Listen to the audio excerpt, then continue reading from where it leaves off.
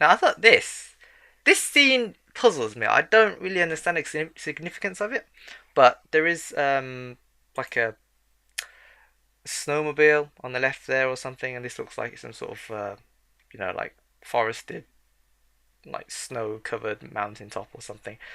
And the more I watch this scene, the more I think it's quite interesting because this character that's doubled up. I don't know whether in pain or injured or, well, I guess in pain injured could be related, but I don't know exactly why they've doubled up. But the thing that makes me chuckle is that notice that I think there's a full moon in the background, so we're hinting at some sort of transformation, or like, if you didn't realize what I was talking about, a full moon is significant because people would say werewolves would come out in full moon. They would transform from normal humans to being werewolves.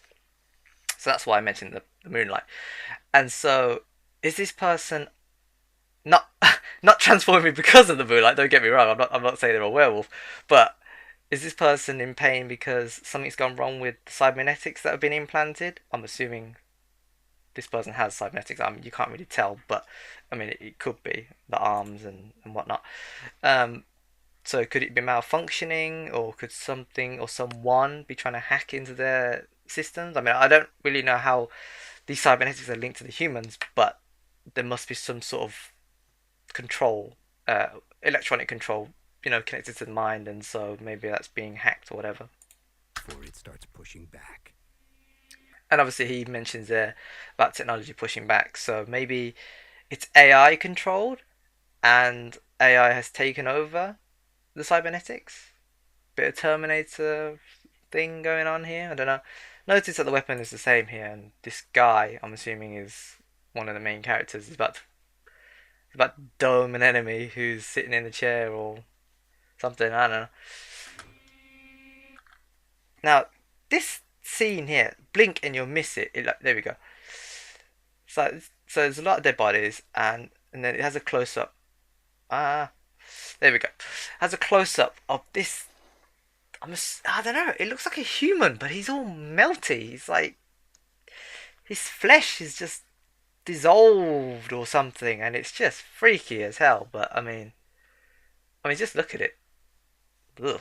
Yeah. So something's clearly gone wrong for this guy or girl. I can't really tell, but that was something I noticed, and that's I'm assuming possibly a big part of the mystery of the story. Not mystery, but plot line of the story. Now this scene, this guy. I mean, the first thing I thought of was obviously Titanfall. He's free running across this wall. He's taking enemies out. It looks really fun, by the way. And then, I mean, I'm gonna watch it again just because I think I kind of ruined it for you guys. But he's just free running. He's using a shotgun of some sort, and he's just laying waste. And then now this scene here, this. So these are the robots, the enemy robots that we saw one of the guys pin against the wall and shoot earlier. And I think this is, like I said, this is the battleground that was featured at the start of the trailer. And he is just so. Come on, lady, get out of the way. So here we go. So this guy here, I think, was the one on the right hand side. This guy here was the one who's punching these robots. So he just zooms in, smashes them, knocks them clean off their feet, and we're talking big ass heavy mechs here. So there must be some serious ass force in his arm thing. And then obviously you got the lady on the left, which I assume is part of his squad. And love it or hate it, the boost jump has returned. This character's jumped up and seemingly auto-mantled onto this container. Now, this bit here, is that a MP7 on the right hand side? I can't really tell. But it looks like a bog standard red dot. SMG of some sort, I bet. Anyway, so this character here has locked on to this drone. Well, you'll see for yourself, has hacked it. The character has taken over and is using it against the enemy units. Take it back a bit. Looks like looks like a revolver of some sort. But it seems to have done quite a lot of damage. It's taking this thing right out of the sky. And I think, sorry about all the pausing and stopping, but it's a really fast-paced trailer, and I need to stop it in order to in order to show what's happening. That looks like one of the things that the helicopter is carrying, and it's just sort of drops it clean on this vehicle or whatever it is. And again, looks like the same sort of background. In fact, this building in the background here, it looks like where that guy punched that robot. Now, notice the blade in his hand. I think this is the guy who earlier was spinning around in his hands. So his attack maybe, well, it looks like he's about to pound the ground, or or a really unfortunate enemy. And this building here looks like the one I mentioned earlier. That's something it crashed into. This looks like it could be it. It would make sense because that thing is exploding. And Osprey again, and the crawler tank thing. 1, 2, 3, 4. I believe this is the cast. So you've got females, males, and I believe you can choose what you want to play now. I heard that somewhere. And it looks like they're on a mission together, and can't really distinguish where this is. It could be that round building earlier actually. The glass looks like it could be the rooftop. So maybe they were fighting their way in, or forcing someone out. I don't know. Just a random helmet on the right hand side there. Oh, and so a bit of jungle gameplay. The thing I noticed about this scene is obviously guy carrying LMG, but then this character in the background seems to be carrying some sort of a launcher. It looks like it could be a javelin or something. So yeah, maybe just new weaponry. I'm assuming this is a completely different location because there's seems to be like a mountain in the background or something. And this, what? Boom! Crossbow. Well, I'm assuming explosive bolts or something because that character's just got taken out. Well, that enemy has just got taken out mid-air, mid-flight. So I'm wondering if there's some sort of lock-on feature. Uh, the trees, the rocks, the snow. I'm assuming this is similar to the scene that we looked at earlier with the snowmobile and that woman turning into a werewolf. Or man turning into a werewolf. It looks like a woman, I'm not gonna lie. And so you've got obviously the teamwork again. Now, look at this giant ass ball thing that comes steaming towards this guy in the foreground. It's got some nasty spikes. And then it. Oh, crap. Ah, missed it. Here we go. Hold on. I want to get that perfect. There we go. It just chews him up. I mean, look at that. The blood. I don't know why there's sparks, to be honest. It's coming from the thing, because unless he ripped off a robotic arm, but then that wouldn't really explain the blood. But the point is, his arm is gone. And in fact, I think if you just take it back a little bit, you can actually see his arm can fly. Look at his face. Anyway, so this robot ball thing has just come flying down towards him, and I don't know. I'm assuming this might be a rebel stronghold or something. Anyway, the point is, it's hit him, and then if it, hold on, can you see his arm? I saw it somewhere. I remember seeing it. No, I can't find it anymore. Sorry guys. So again, no, can't get it. Underwater scene, that robot thing, punchy. This whole area has just been, I don't know, bombed. I don't want to say bombed because the ground sort of collapses underneath him. So some sort of underground thing that's happened. There's a gun mounted there, and this poor sap is about to get squished under the earth, and then some guy just watching over the top. And then you've got one of the main characters clicking his fingers, and I really like this emblem. I think this is really cool. I mean, it's really basic, but it's really cool how it just splits apart, because obviously the one on the left and the one on the right put together was Black Ops 2, and then this one just in the middle, Black Ops 3, and I think it's just a really good logo. Simple, but really clever.